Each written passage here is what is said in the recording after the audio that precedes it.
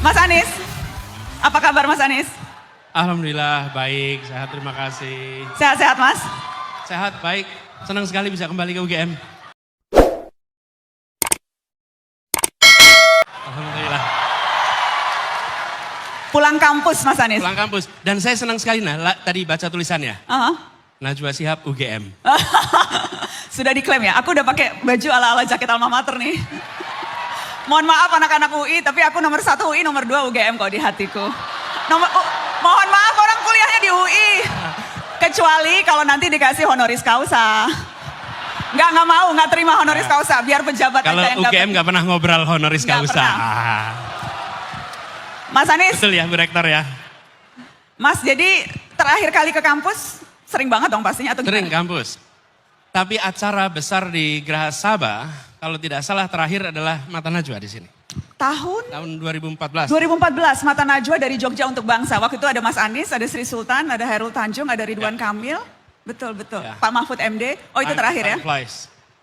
Jadi udah gak deg-degan. Pernah ngebayang gak akan kembali ke sini 148 hari sebelum pemilihan, berdiri dan akan bicara soal gagasan sebagai bakal calon presiden. Pernah terbayang? Kebayang sih akan kembali ke UGM, tapi nggak membayangkan suasananya semeriah ini. Ya. Kebayangkan kembali ke sini dan saya membayangkan pasti Gajah Mada termasuk yang terdepan terawal untuk memfasilitasi tukar gagasan. Pasti. Oke. Mas Anies, saya akan persilahkan Anda untuk spill gagasan Mas istilahnya. Namun sebelumnya saya ingatkan lagi teman-teman untuk mengisi slidonya yang tadi. Untuk membantu menentukan prioritas topik yang akan kita bahas bersama Mas Anies Baswedan. Oke. Itu apa? Itu jadi polling Mas. Ya. Polling, tadi ada barcode-nya. Teman-teman bisa kemudian scan barcode-nya untuk mengisi urutan topik prioritas yang akan kita bahas. Oke Mas Anies, waktunya 10 menit. Saya persilahkan untuk menyampaikan apa gagasan yang Anda tawarkan untuk para calon pemilih di 2024. Kita kasih tepuk tangan untuk Anies Baswedan. Thank you, terima kasih. Terima kasih, Assalamualaikum warahmatullahi wabarakatuh. Selamat sore, salam sejahtera buat semuanya.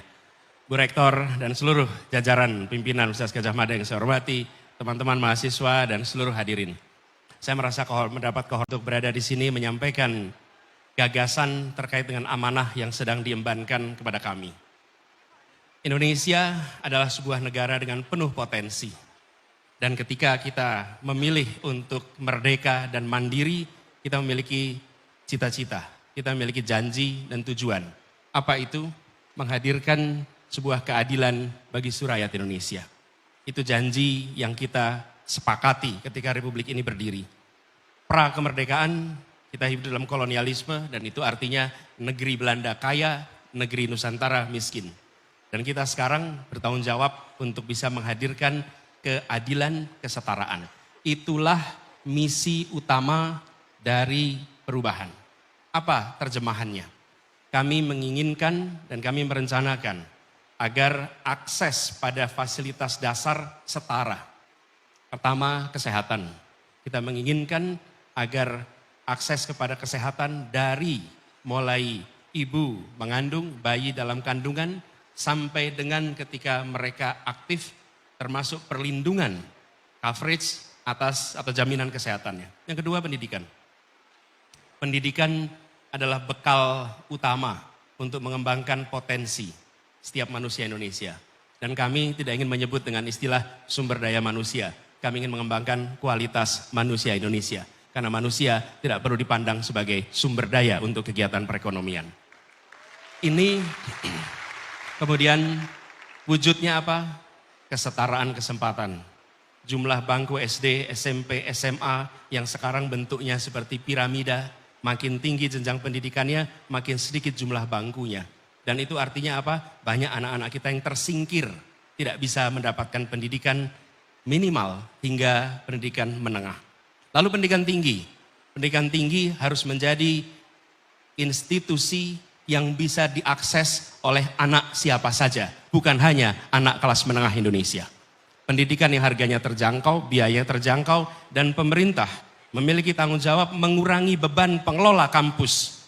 Pengelola kampus tidak dibebani dengan tanggung jawab begitu besar terkait mencari pembiayaan untuk kegiatan kampus, tapi biar pengelola kampus fokus pada penelitian, pada pengembangan pembelajaran, pendidikan, supaya kampus betul-betul menjadi institusi yang memungkinkan siapa saja berpartisipasi. Sudah cukup biaya pendidikan yang terlalu tinggi di kampus-kampus kita. Kemudian yang ketiga, kita menginginkan lapangan pekerjaan. Lapangan pekerjaan yang setara bagi semuanya. Bapak Ibu sekalian, teman-teman yang ada di Jogja tahu persis ketika saya tumbuh besar di sini, sejak saya SMP, SMA, banyak sekali teman sekelas bukan berasal dari Jogja. Kenapa? Karena sejak SMP dan SMA mereka dikirim oleh orang tuanya untuk belajar ke kota ini agar mereka bisa mendapatkan pendidikan yang baik. Supaya apa? Nantinya mereka mendapatkan pekerjaan yang baik. Akhirnya ketika mereka dikirim ke kota-kota utama di Indonesia, mereka nggak pernah kembali lagi. Mereka tidak kembali kampung halamannya. Hijrah ke Jogja, hijrah ke Jakarta, hijrah ke Bandung, ke Malang, Surabaya, tidak kembali. Kita menginginkan agar kesempatan pendidikan ada di mana saja, lalu kesempatan kerja setara. Dan itu artinya menambah kota-kota di seluruh Indonesia sebagai pusat pengembangan perekonomian.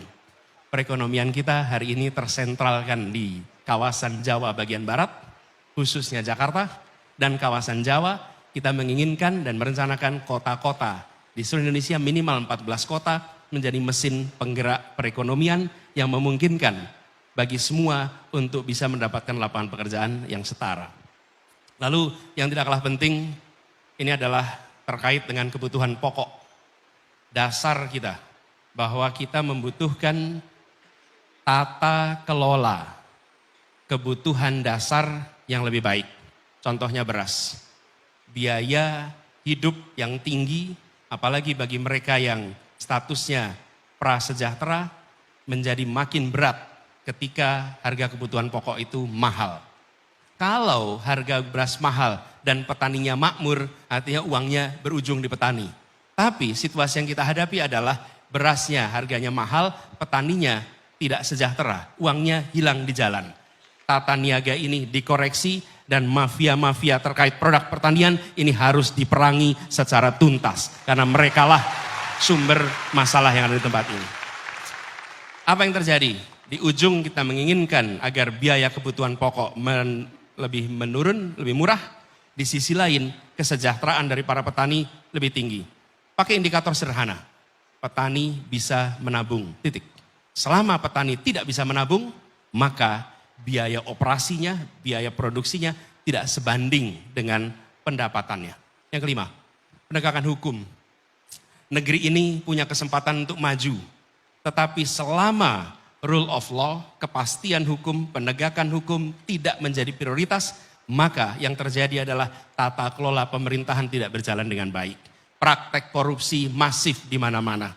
Dan yang kita saksikan adalah aparat yang seharusnya menegakkan hukum, melakukan tindakan-tindakan yang tidak setara. Mereka yang kuat tak tersentuh, mereka yang lemah tersentuh. Mereka yang kawan tak tersentuh, mereka yang lawan disentuh terus. Dan ini harus diubah. Pemberantasan korupsi menjadi prioritas penting, penegakan hukum yang adil menjadi prioritas, dan membuat pengadilan kita menjadi pengadilan yang kredibel, itu prioritas kita. Ini adalah aspek yang membuat Indonesia kita bisa take off. Bila kita perhatikan ini, kebutuhan pokok, kesehatan, pendidikan, lapangan pekerjaan, dan kepastian hukum ini kita tata dengan baik, insya Allah Indonesia akan menjadi negeri yang lebih baik. Kita akan maju dalam keadilan. Kenapa kata keadilan itu penting, Bapak sekalian? Karena kita selama ini sudah melakukan pembangunan. Bukan setahun 2 tahun, lebih dari 7 dekade. Tetapi yang menerima manfaat masih sebagian. Tanggung jawab kita adalah memasukkan unsur keadilan di dalam seluruh pengambilan kebijakan. Kami pernah lakukan di Jakarta, termasuk pengambilan kebijakan soal pertamanan, kebijakan terkait jalan raya, kebijakan terkait sekolah, kebijakan terkait kesehatan, faktor keadilan dimasukkan. Dan ketika faktor keadilan dimasukkan, apa yang terjadi? Yang merasakan manfaatnya menjadi jauh lebih luas. Mereka yang selama ini tidak dapat manfaat, kemudian mendapatkan manfaat. Republik ini didirikan bukan sekedar untuk meningkatkan kesejahteraan, Republik ini didirikan untuk menghadirkan keadilan sosial bagi seluruh rakyat Indonesia. Itu kalimat terpenting. Dari situ kita berharap nanti ada persatuan, ada kebersamaan. Karena Bapak Ibu sekalian, teman-teman, adik-adik semua, tidak ada persatuan dalam ketimpangan. Kalau Anda bisa menunjukkan contoh kasus ketimpangan yang menghadirkan persatuan, kita ingin lihat. Tidak ada. Yang namanya Indonesia bersatu, bineka yang ika, yang guyup, mensyaratkan keadilan. Tanpa keadilan tidak ada persatuan. Tanpa keadilan tidak ada kebersamaan. Tanpa keadilan tidak ada ketenangan. Hadirkan keadilan, maka Indonesia akan tenang, makmur, bahagia. Itu kira-kira teman-teman. Saya rasa saya cukup sampai di sini. Sebagai gagasan awal, kata kuncinya adalah keadilan dilaksanakan di semua sektor. Dan bila itu dihadirkan, maka kalimat Bhinneka Tunggal Ika bukan hanya kalimat yang ada di dalam sebuah logo Pancasila, tapi dia akan menjadi keseharian kita semua. Terima kasih. Assalamualaikum warahmatullahi wabarakatuh. Waalaikumsalam warahmatullahi wabarakatuh. Mas Anies.